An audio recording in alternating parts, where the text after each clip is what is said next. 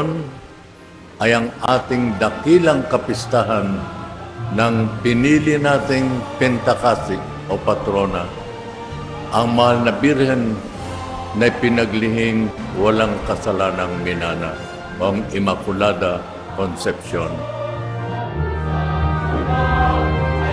Ang ating patrona o patron na hinirang ay siya nating itinuturing nating dakilang huwaran at puliran sa pananampalataya at siyang tumutulong sa atin upang maisabuhay natin ang ating pananampalataya.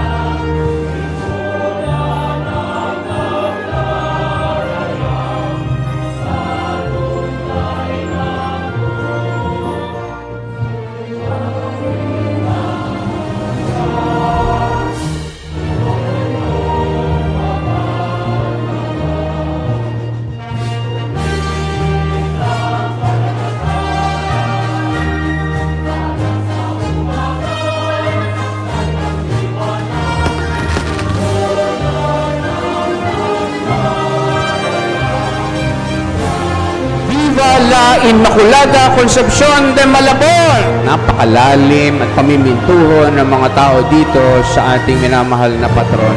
Kaya muli po ako'y bumabati sa bawat isa sa inyo ng maligayang kapistahan. Viva la Virgen! Viva!